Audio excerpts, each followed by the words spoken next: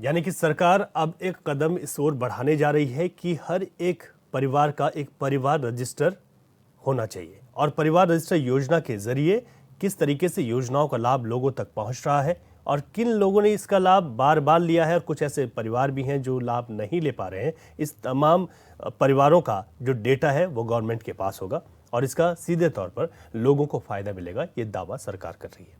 विपक्ष ने इस बात की सराहना की, लेकिन सवालों के साथ। अपनी चर्चा को आज शुरू करते हैं तमाम मेहमानों के स्वागत के साथ।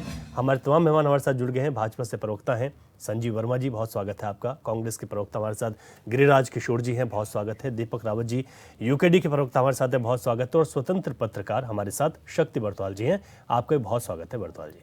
शुरुआत करता हूँ संजीव जी आपसे।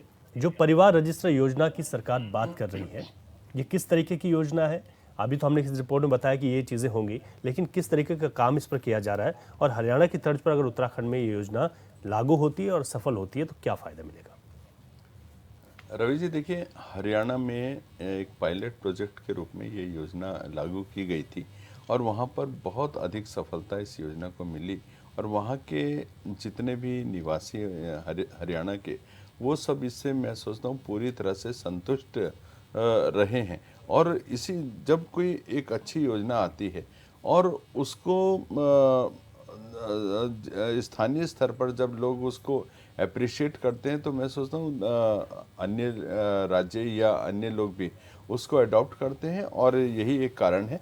अब आप ये देखिएगा, जो ये परिवार रजिस्टर योजना आई है, इसमें डीबीटी के माध्यम से जो सरकार की जितनी भी योजनाएं हैं उन पात्र लोगों तक पहुंचनी चाहिए। कोई भी सबको समुचित इसका सरकार की योजनाओं का लाभ मिले। जितने भी सरकार की योजनाएं हैं उनका समुचित लाभ जो उसके पात्र जितने भी लोग हैं उन सबको मिले। अपात्रों तक उसका वो पैसे का मतलब मिसयूज नहीं होना चाहिए। और जिन लोगों के को मिलना है, एक बार किसी को मिल गया और किसी को एक बार भी मिला नहीं, तो एक तरह से एक इक्वल डिस्ट्रीब्यूशन उन सभी पात्र लोगों के बीच में होना चाहिए। और सरकार ने देखिए, जिस तरह से रवि जी, हमारी सरकार का आरंभ से जब से 2014 में माननीय मोदी जी प्रधानमंत्री के रूप में केंद्र में आए हैं, उन्होंने एक ही उस पर पूरा बल दिया है, सबका साथ सबका विकास।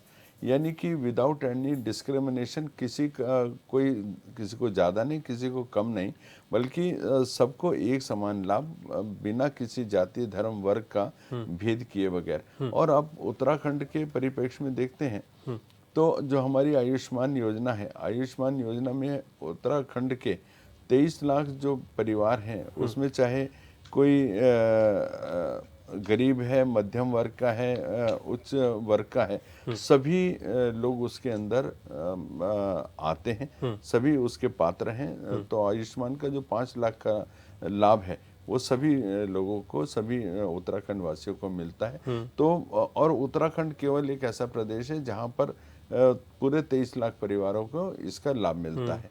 और सरकार का, चाहे केंद्र सरकार की तमाम योजनाएं हैं, चाहे राज्य सरकार की तमाम योजनाएं हैं, उन सभी का सारी योजनाएं जन जन तक पहुंचे।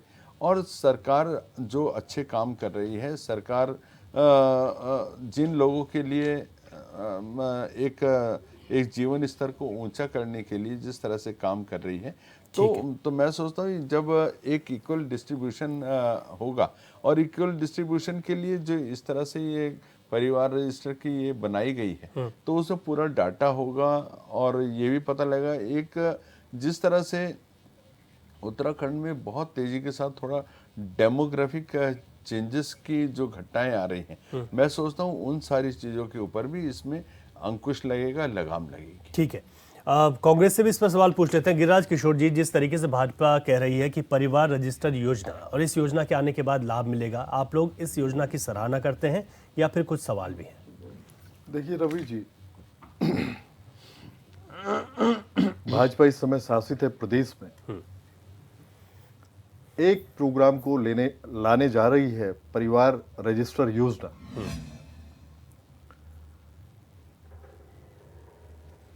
वो इम्प्लीमेंटेशन की तरफ जब जाएगी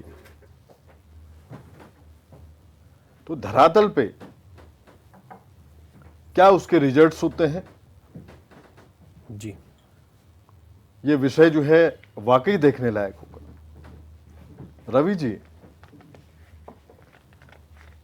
जिस प्रदेश की अचीवमेंट अभी प्रवक्ता साहब बता रहे थे भाजपा के, कि वो हरियाणा में जो अभी उसी की तर्ज पे लाया जा रहा है उत्तराखंड में भाजपा सरकार के द्वारा,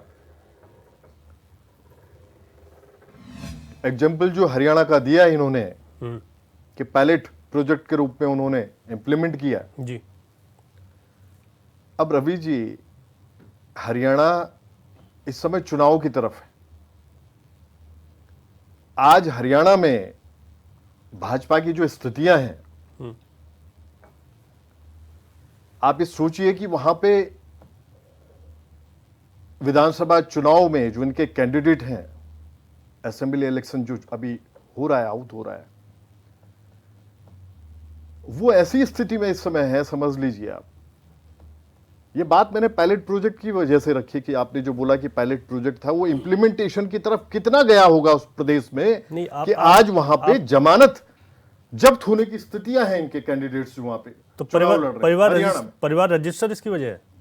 परिवार रजिस्ट्री, रवि जी देखिए सवाल, पायलट प्रोजेक्ट इन्होंने बताया कि वहां हरियाणा में पायलट घटिया पार्टी घटिया सोच, एक मिनट पायलट बात प्रोजेक्ट के बात रूप में घटिया हमने- पार्टी हम घटिया लेके आए। सोच। ठीक है। अब सोचिए, ये बात मैंने इसलिए रखी कि वो इंप्लीमेंटेशन की तरफ कितना पॉजिटिवली सरकार की तरफ से जनता के बीच में, जनमानस के बीच में हरियाणा प्रदेश में ये प्रोग्राम इनका गया होगा कि आज जो स्थितियां वहां बनी हुई है।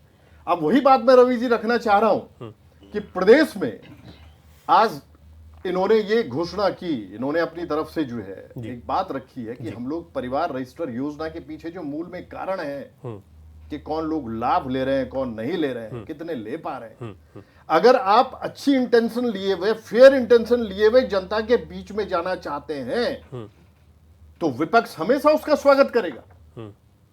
करण महाराज जी के नेतृत्व में निश्चित रूप से हम लोग कहीं पीछे नहीं है कि अगर वाकई अगर उत्तराखंड का जनमानस अगर लाभान्वित होने वाला है आपकी किसी योजना से तो हम लोग साथ में आपके खड़े हैं।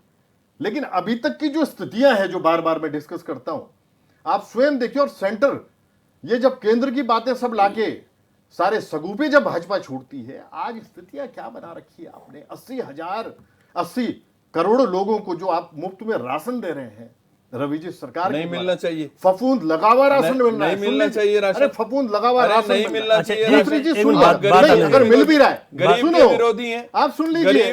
अरे सुनो, भैया, वो गरीब 80 का- करोड़ गरीब जो के लोग, मुंह रवि से जी मुझे निवाला बोलने भी दीजिए, छीनोगे इनको क्या? बोलिए आप। संजीव जी गरीब के मुंह से आप निवाला भी सुनिए, आपको छीनोगे मौका क्या? मिलना है संजीव जी। गरीब के बीच मुंह में से इंटरप्ट निवाला मत भी करो आप। छीनोगे क्या? ठीक है संजीव जी, एक मिनट। 80 करोड़ जो लोग हैं, अरे भाई सरकार से, मैं मोदी सरकार से पूछना चाहता हूं रवि जी, आपके चैनल के माध्यम से, डिबेट के माध्यम से, कि आप उनका उत्थान कब करेंगे। आप 80 करोड़ जनता को जो अपना राशन फफूंद लगा हुआ दे रहे हैं या जो भी दे रहे हैं आप, वो राशन जो उसको प्रोवाइड कर रहे हैं आप, और आप वाहवाही उसमें लूटते हैं। हर चुनाव में जाके अपनी रैलियों में आप बोलते हैं, भाई उनका उत्थान, उनका वाकई जो है उनका जो स्तर है उसको बढ़ाने के लिए सरकार कब सोचेगी। ठीक है, तो जो परिवार रजिस्टर योजना जो भाजपा ला रही ये है, इंप्लीमेंटेशन की तरफ जब जाएगी, आप स्वयं देखिएगा रवि जी, ये सारे सगुप हैं इनके। आज चुनाव जो है, चुनाव की तरफ जब आगे बढ़ा, 2.5 वर्ष इनके कार्यकाल को पूर्ण हो चुका है, फिर भी अब 2.5 वर्ष का जो कार्यकाल बचा हुआ, अगर ये वाकई अगर फेयर इंटेंशन के साथ अगर उतर रहे हैं, वाकई ये सारी चीजें बड़ी बारीकी से विपक्ष इनको वॉच करेगा, देखिएगा। विश्वास नहीं आप लोग, और वॉच करने पे वाकई विश्वास अगर नहीं कहीं आप पे लोग। कोई, सुनिएगा, कहीं पे कोई वाकई कोई लकुना नजर आता है तो बोलेगा, विपक्ष बोलेगा पूरी तरह से। हम तो उत्तराखंड के जनमानस के लिए रात और दिन खड़े हैं पूरी तरह से, और वाकई चाहते हैं कि वो आखिरी पायदान का जो ग्रामीण है उस तक ये एजुकेशन उसके बच्चे को अच्छी दे, हेल्थ फैसिलिटी उसको अच्छी मिले। और वाकई जो है अगर इस तरफ ये अगर कारगर होता है, ये जो कह रहे हैं फैसिलिटी सब एक आदमी 10 बार ले रहा है, कुछ नहीं मिल रहा है एक को, अगर ये इंटेंशन के साथ ये लोग जा रहे हैं जनता के बीच में तो हम लोग स्वागत करेंगे। लेकिन अगर ये फेयर इंटेंशन के साथ नहीं जा रहे हैं, केवल चुनावी एक हथकंडा अपनाए हुए हैं और चुनाव में जाने की स्थिति में इस समय है, चाहे निकाय चुनाव हो, चाहे बाय इलेक्शन हो, इस वजह से अगर ये सारी चीजें अगर सामने आ रही हैं तो निश्चित रूप से ये मान के चले कि जनता अब भाजपा के जो झूठ छल छद्म की जो राजनीति ये लोग करते हैं उस तरफ जनता इस समय बहुत अलर्ट मोड में है। जनता इनके सारी चीजों को, सारे प्रपंचों को समझ चुकी ठीक है, बात आ गई आपकी, ठीक अब ये किसी बहकावे में नहीं आएंगे। ठीक है, इसमें लेकिन प्रोग्राम का हम लोग स्वागत कर रहे हैं अगर वो इम्प्लीमेंटेशन की तरफ अच्छी, लेकिन विश्वास नहीं है आप लोगों को, विश्वास नहीं है, ठीक है, उसके पीछे कारण है। ठीक ठीक ठीक ठीक है। दीपक रावत जी, अब यूकेडी का क्या पक्ष है इसमें? देखिए रवि जी, ये जो परिवार रजिस्टर की बात आई है, मुझे लगता है कि जो राज्य सरकार है वो जो उनके पास पहले से ही जो एक आंकड़ा है 23 लाख परिवार का, उनको अनुमानित है कि 23 लाख परिवार है उत्तराखंड में। अनुमानित ही अब अनुमानित है, जनगणना लास्ट हुई थी उसका अनुमानित है। तो अब ये जो विभिन्न विभागों के पास अलग अलग कार्य प्रयोजन के लिए जो उनके आंकड़े हैं उनको एक जगह पर एकत्रित करने की ही एक प्रयास है और कुछ नहीं है। देखिए, गांव में परिवार रजिस्टर है, गांव के जो हर गांव का अपना परिवार रजिस्टर होता है, उनके पास उनका आंकड़ा है। आप नगर निगम में जाइए, नगर निगम में अगर हम बात करें, नगर निगम की वोटर लिस्ट आती है, बाहर का तो कोई वोट डालता नहीं है, कौन कहाँ पर रहता है क्या नहीं रहता है, सारे आंकड़े उनके पास उपलब्ध हैं।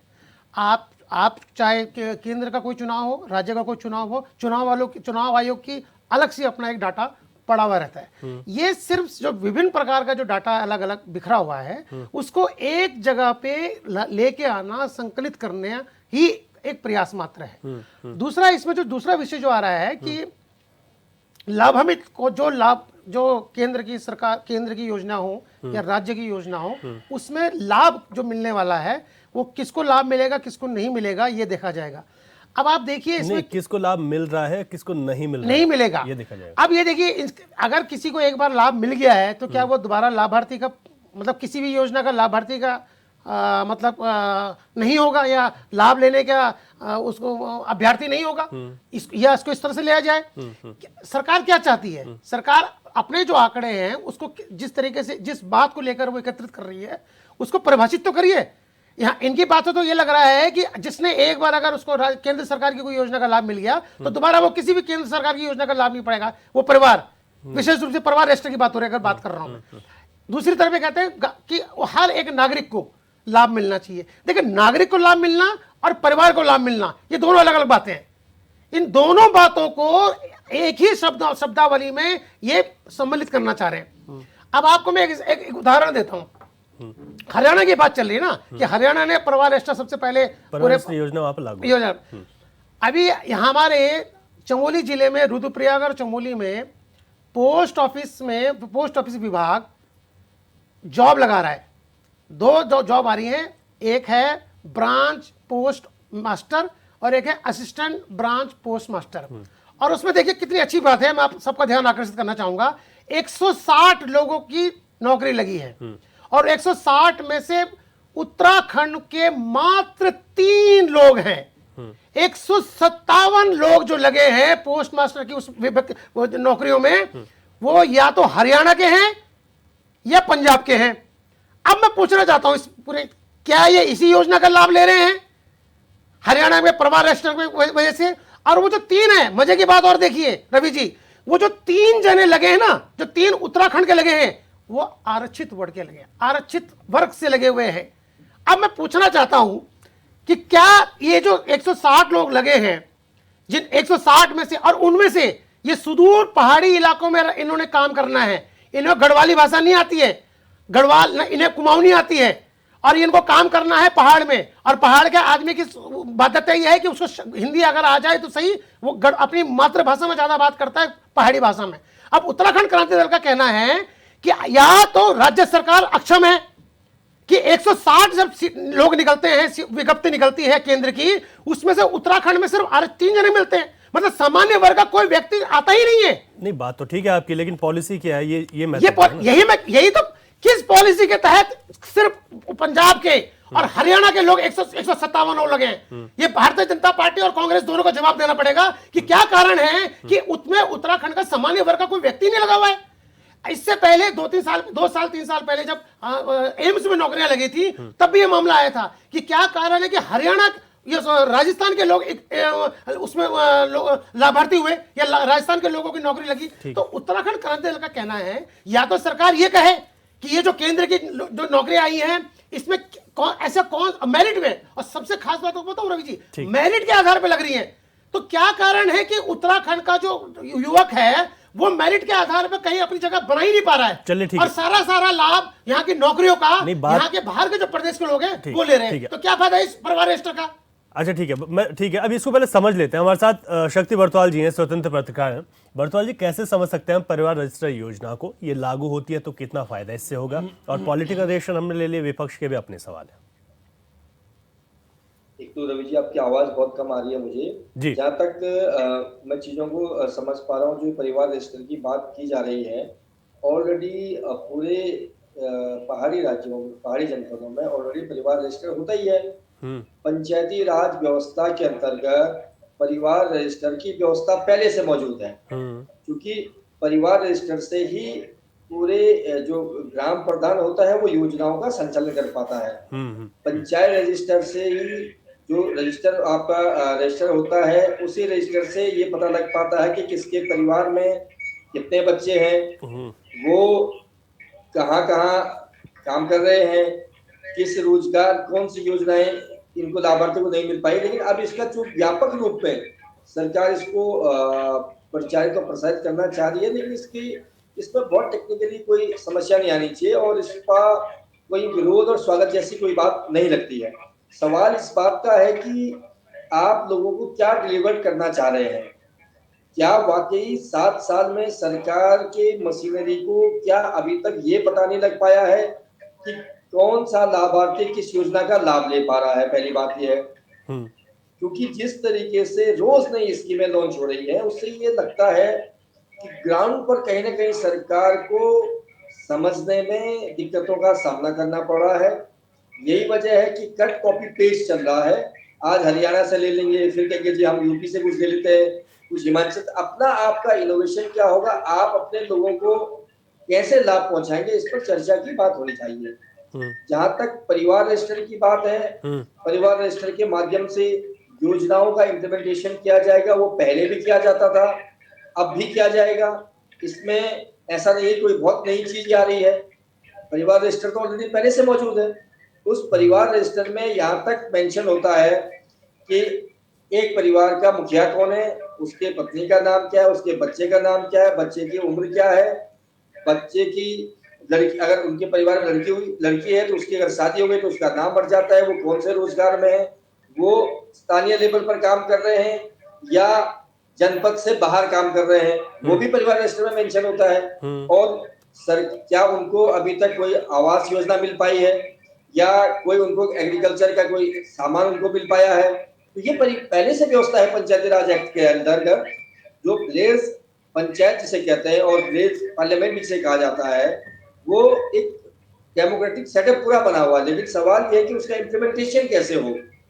क्या या तो सरकार को कुछ ऐसा लग रहा है कुछ जो योजनाएं हैं वो कुछ चुनिंदा लोग ही उस पर कब्जा कर रहे हैं, तब तो उसका कैटेगराइजेशन हो जाएगा कि भाई आपको ये योजना का आप लाभ दे चुके हैं, अब दूसरे को मौका दें। तो पहल अच्छी है, इस पहल में कोई समस्या नहीं है। जी। योजनाओं के इम्प्लीमेंटेशन के लिए अगर इस तरीके की सरकार की मंशा है तो इसका स्वागत किया जाना चाहिए और इसको ठीक है लागू किया जा सकता है व्यापक रूप से। बिल्कुल, चर्चा को आगे बढ़ाएंगे हम और फिर से बात करेंगे। जिस तरीके से आरोप भी लगे हैं उस पर भी हम बात करेंगे। यहाँ पर एक छोटे से ब्रेक के लिए रुकते हैं। परिवार रजिस्टर योजना पर चर्चा जारी है।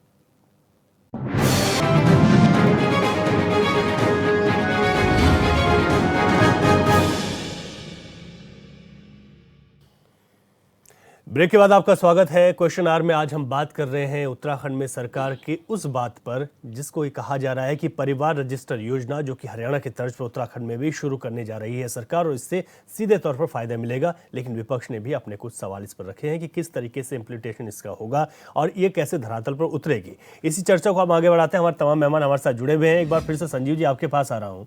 जिस तरीके से कांग्रेस ने ये भी सवाल उठाया कि ये आप लोग जो कह रहे हैं और जो होगा उसमें फर्क, उसमें अंतर होगा। एक जो विश्वास वाली बात है, कांग्रेस खुलकर विश्वास नहीं कर पा रही है। मतलब ये कह रही है कि ठीक है योजना अच्छी है, लेकिन विश्वास नहीं है आप लोगों पर कि इसके पीछे भी पता नहीं क्या मंशा है भाजपा की।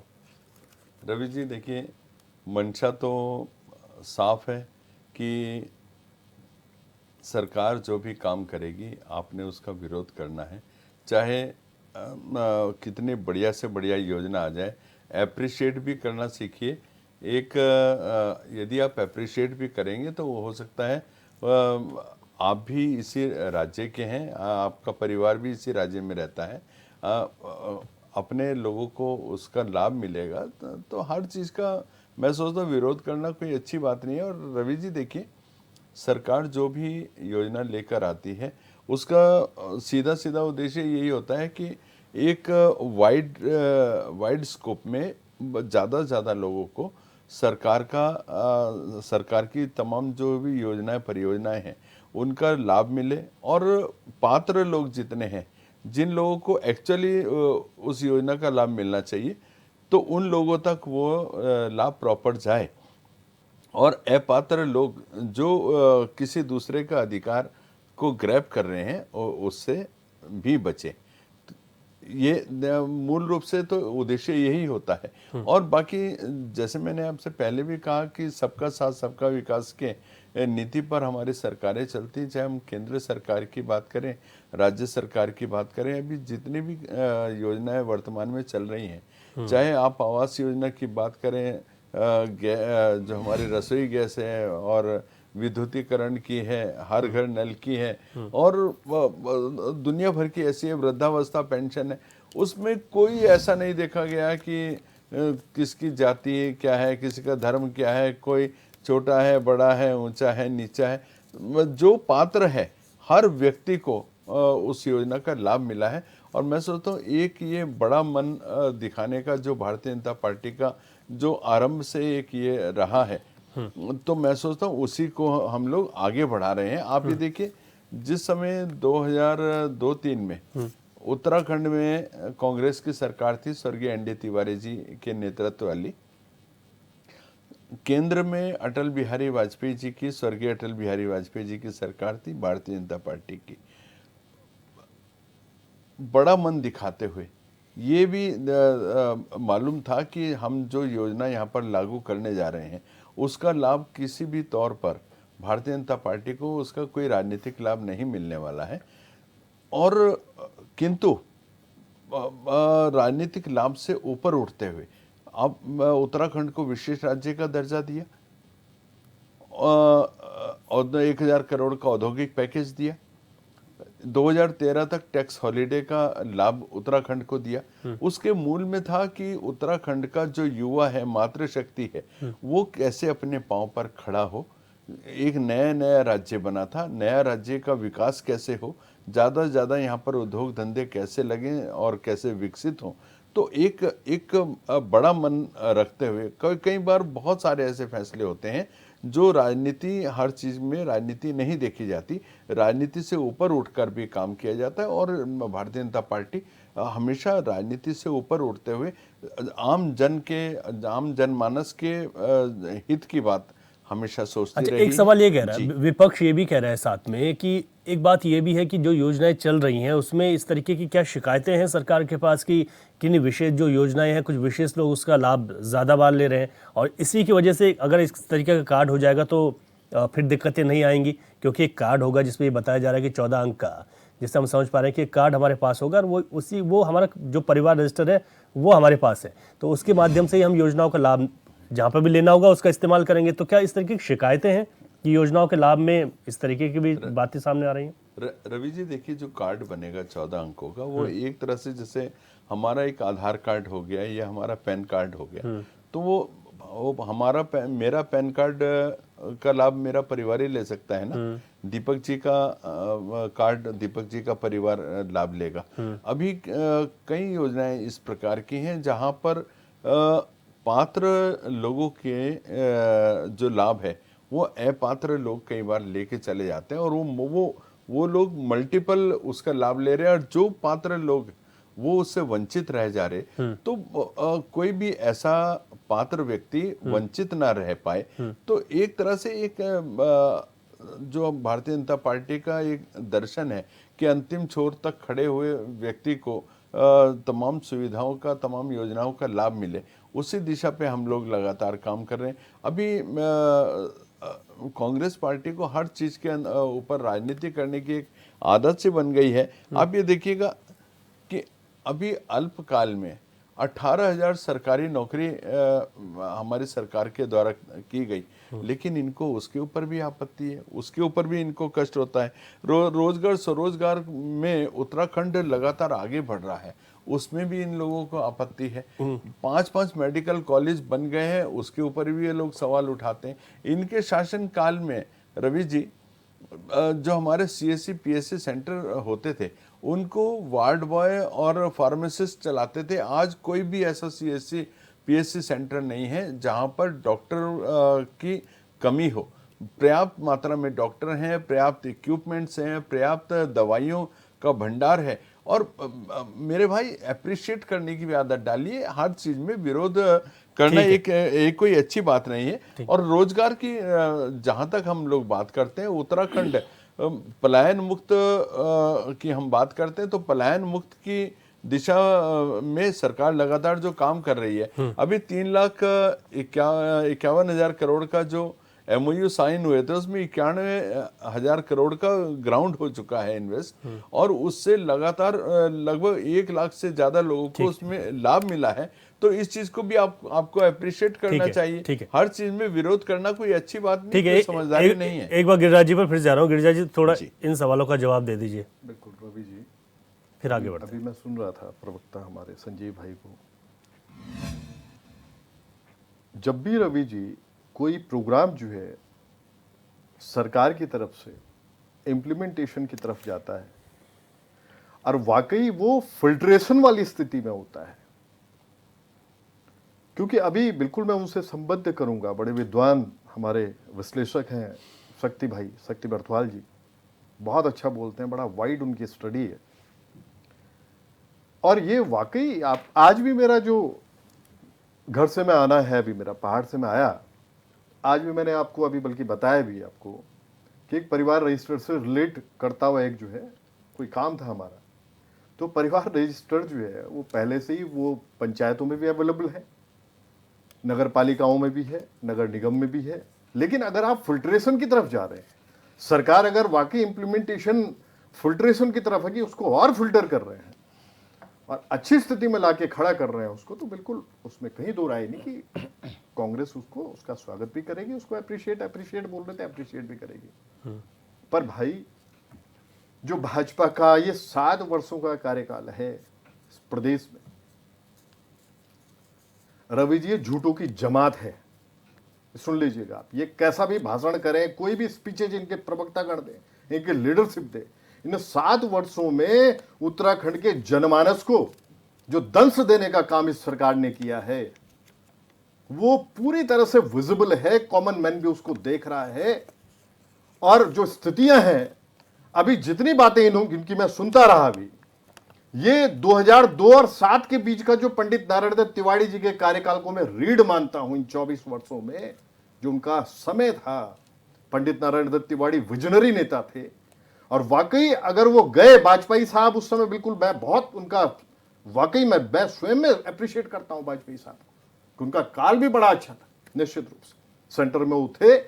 और पंडित नारायण दत्त तिवारी जी का जो कद था, और विजनरी नेता जो कह रहा हूं मैं, रीढ़ जो मैं उस पीरियड को मानता हूं कि वाकई उन्होंने इंफ्रा देने का काम किया है उत्तराखंड में, उन्होंने वाकई सिडकुल देने का काम किया, फार्मास्यूटिकल कंपनियां लेके आए।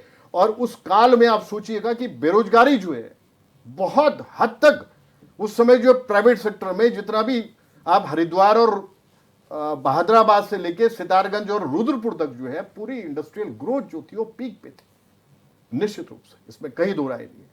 जो रोडों का जाल था, जो इंफ्रा था, वो तिवारी जी के समय में जो है वाकई जो एक इसका पूरा विकास भारतीय जनता पार्टी को जाता है, तारीफ के चरम तक उन्होंने पहुंचाया उस पीरियड में 5 साल। अच्छा, एक सवाल और है, भाजपा कहते हैं अब ND तिवारी सरकार का कार्यकाल गिनाते हैं, उसके बाद भी आपके 12-17 का भी सुनिएगा, उसके बाद भी आप लोगों के मुख्यमंत्री आप उनका जिक्र नहीं करते, सुन लीजिए। और सीमित संसाधनों में भी काम हुए, उन्होंने भी काम 12-17 के बीच का, मैं जहां पे उनका काम है, अगर कोई अच्छा काम हुआ तो अप्रिशिएशन मिलना चाहिए, मिलेगा।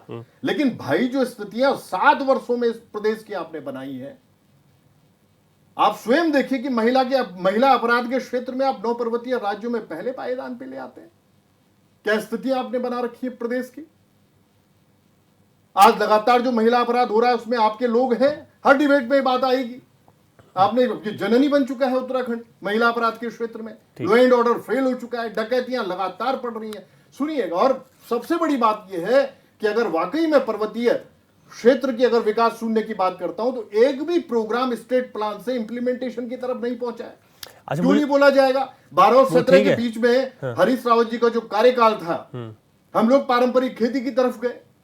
कई डिबेट्स में हमने बात की कि मंडुए के, झंगोरे के और दालों के जो है पहाड़ी, जो वाकई जो किसान काम कर रहा है, जो वाकई आज भी जो मांस पहाड़ में रह रहा है और वो अगर कोशिश कर रहा है और वो अगर उगा रहा है, उस पारंपरिक खेती को आगे बढ़ा रहा है, तो हमने खरीद मूल्य तय किए थे, हमने विपणन की व्यवस्था बनाई थी। ठीक है, अच्छा टॉपिक पर थोड़ा सा मैं कह रहा हूं ये स्थितियां। लेकिन आज अगर फिल्ट्रेशन की तरफ ये लोग जा रहे हैं, लेकिन केवल अगर स्पीचेस देनी है, भाषण देने हैं और उसके बाद उसकी इंप्लीमेंटेशन जब होगी तो इंप्लीमेंटेशन पूरी तरह से आप जो है उसको एक विकृत उसका स्वरूप, अगर विकृत स्वरूप पे ले आएंगे आप, तो क्या स्थितियां बना रखी है आपने? रवि जी, आज भू कानून की बात सुनिए। रवि जी, कुल मिलाकर कांग्रेस मैं इसमें जवाब दूं। विकास बर्दाश्त नहीं होता। संजीव जी एक विकास बर्दाश्त नहीं, समय बराबर है, समय बराबर है। विकास बर्दाश्त भू कानून जो है, एक minute Sanjeev ji, air connectivity बढ़ रही है, वो दिखाई नहीं देती। एक एक करके पंडित नारायण तिवारी जी का जो समय था, यात्रा का जो आज शुरू सर आज का जो विषय है, आज का जो विषय है उसमें इतनी ज्यादा मुझे नहीं लगता कि आज के विषय में इस तरीके की बहस होनी चाहिए। मुझे नहीं लगता इस तरीके में सुनना ही नहीं चाहता। अब गिरिराज आप बात पूरी कीजिए। भू कानून को भी विकृत अगर स्वरूप में अगर लेके आए तो भाजपा लेके आई। आपने 12.5 एकड़ जो था, जो पीक था नारायण तिवारी जी के टाइम पे, रवि जी ये भूल जाते हैं, एनडी तिवारी जी के काल में आपने जो लिमिटेशंस खत्म कर दी, आपने सारा पहाड़ दिखवा दिया। भाजपा ने एक जमीन एक दिन में 5 पहाड़ दिखवा दिया आपने पूरा। अच्छा ठीक है, आज के विषय पर तमाम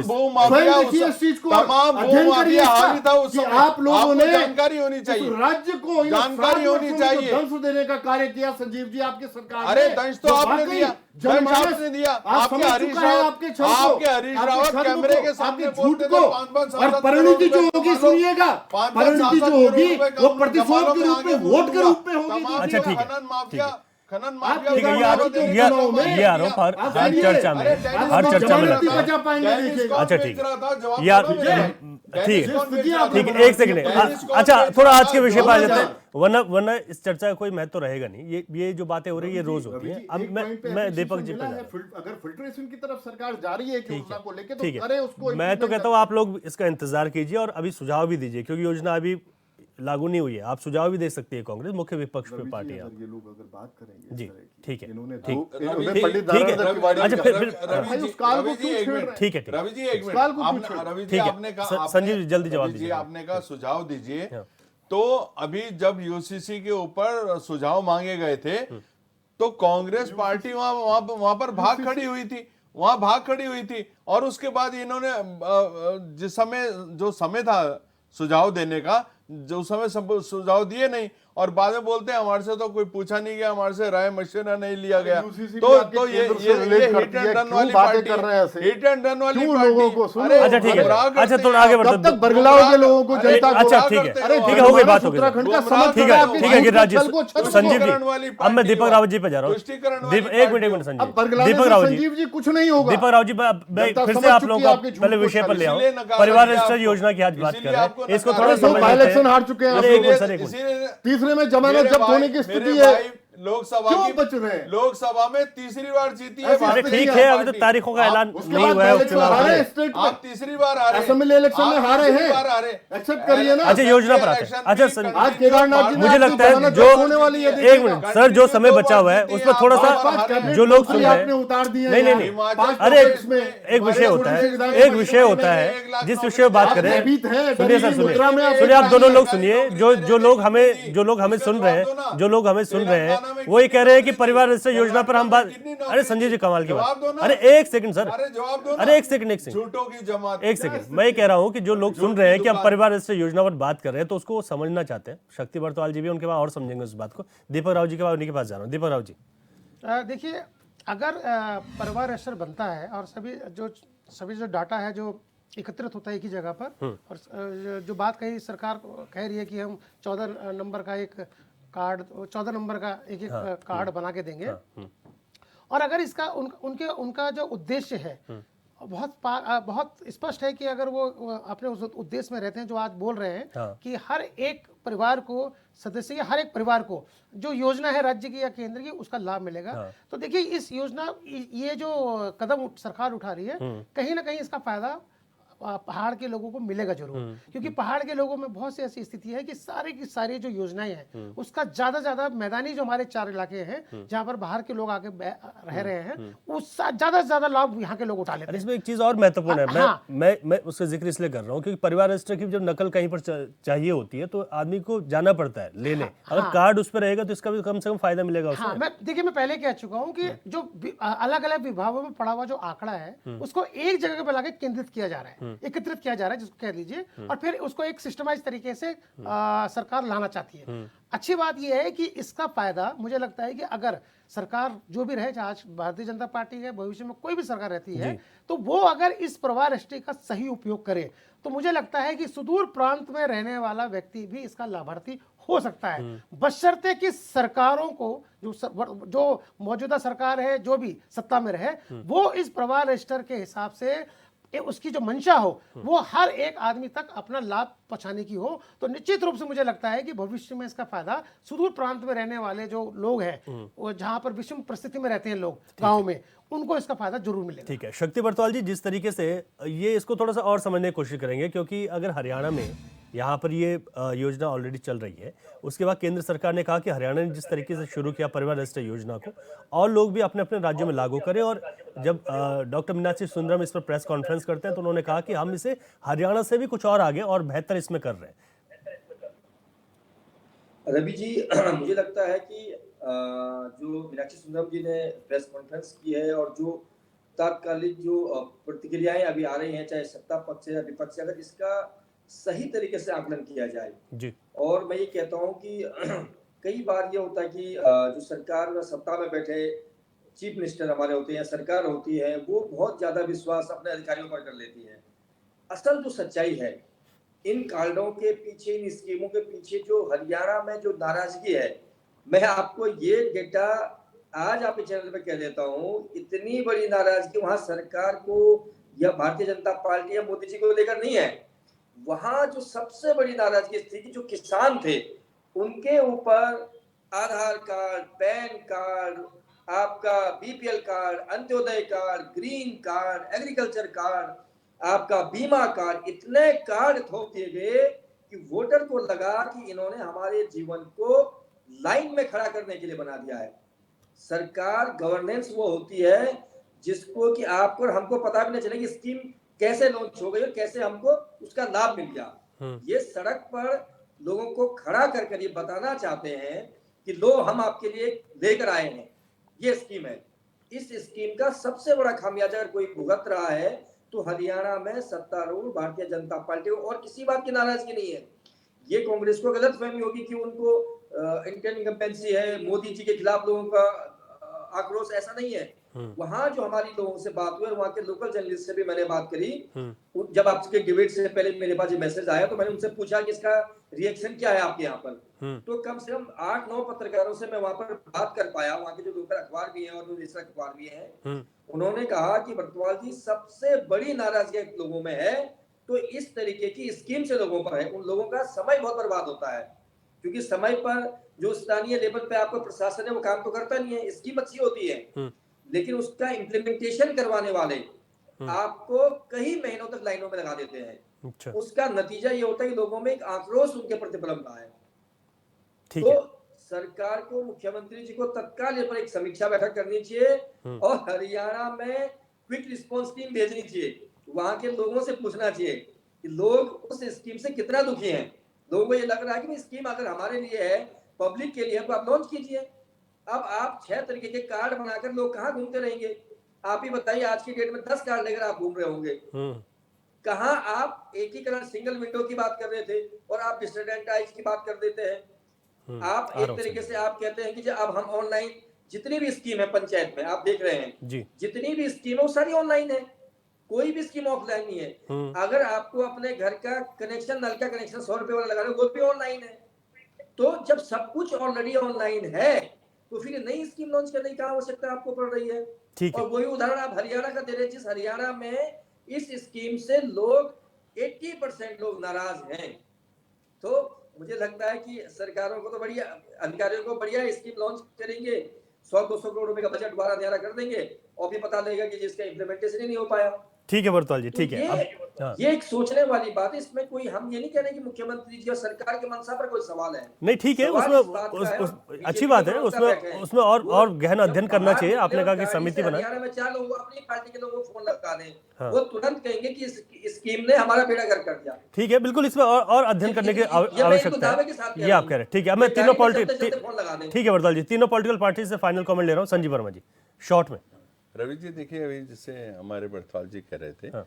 कि कई सारे कार्ड, तो वो एक यूनिफाइड कार्ड बनेगा। जैसे हमारा एक ग्रीन कार्ड बनता है, तो वो ग्रीन कार्ड के अंदर हमारा जैसे आरटीओ का बना तो उसके अंदर लाइसेंस भी उसी में है, आरसी भी उसी में है, इंश्योरेंस भी उसी में है। वो एक ही कार्ड के अंदर तीनों चीज़ें सम्मिलित हो गई। इसी प्रकार से जो 14 अंकों वाला एक कार्ड बनेगा, तो 14 अंकों वाले कार्ड के अंदर कई सारे कार्डों का एक समावेश उसके अंदर हो जाएगा। तो कई सारी कार्ड को हमको हैंडल नहीं करना पड़ेगा।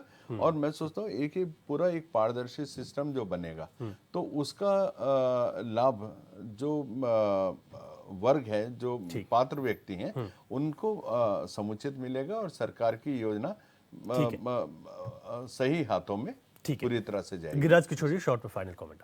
रवि जी, परिवार रजिस्टर इस समय उत्तराखंड में हर नागरिक के पास, परिवार के पास जो है विद्यमान है। लेकिन अगर सरकार उसको एक फिल्ट्रेशन करते हुए जो है, अगर वाकई अगर इम्प्लीमेंटेशन होता है, उसमें फिल्ट्रेशन होता है, वो योजना का लाभ अगर वाकई हर पॉकेट में पहुंच के एक एक परिवार को अगर मिलता है, वाकई उसमें पारदर्शिता, अगर ट्रांसपेरेंसी अगर रखी जाती है, तो निश्चित रूप से उसका स्वागत किया जाएगा। ठीक है, इसमें कहीं दो राय नहीं। अगर अच्छी स्थिति में इसको, अगर इस योजना को इम्प्लीमेंटेशन की तरफ ले जाते हैं और उत्तराखंड का जनमानस अगर वाकई इससे लाभान्वित होता है, तो कांग्रेस पार्टी निश्चित रूप से इसके पक्ष में खड़ी है। ठीक है, दीपक राव जी। देखिए, निश्चित रूप से अगर इस योजना का, जिस उद्देश्य के साथ राज्य सरकार इसको ला रही है, और अगर वो उद्देश्य की प्राप्ति होती है, तो उत्तराखंड क्रांति दल भी इस चीज़ का स्वागत करता है। बिल्कुल अच्छी बात है कि जो योजना जिस बात का जिक्र हो रहा है, अगर वो ठीक ढंग से धरातल पर आती है तो उसका स्वागत होना भी चाहिए। संजीव वर्मा जी, गिरिराज किशोर जी, दीपक रावत जी और शक्ति बरतवाल जी, आप सभी का बहुत शुक्रिया। महत्वपूर्ण चर्चा में आपने भाग लिया। एक बार फिर से सरकार ने कहा कि प्रदेश में हरियाणा की तर्ज पर परिवार रजिस्टर योजना लागू की जाएगी और इससे लोगों को जिन योजनाओं का लाभ नहीं मिल पा रहा है, उन योजनाओं का लाभ मिल पाएगा, और जो कई बार योजनाओं का लाभ ले रहे हैं वो भी पकड़ में आ पाएंगे। तो देखना होगा कि जब ये योजना आएगी, जब ये कार्ड बनेगा, ये किस तरीके से आम जनता को फायदा इसका पहुंचेगा। हालांकि इसमें सुझाव ये भी है कि और थोड़ा सा अध्ययन भी इस पर अभी सरकार को कर लेना चाहिए, जो कि सरकार कर भी रही होगी। क्वेश्चन आवर में इतना ही। नमस्कार।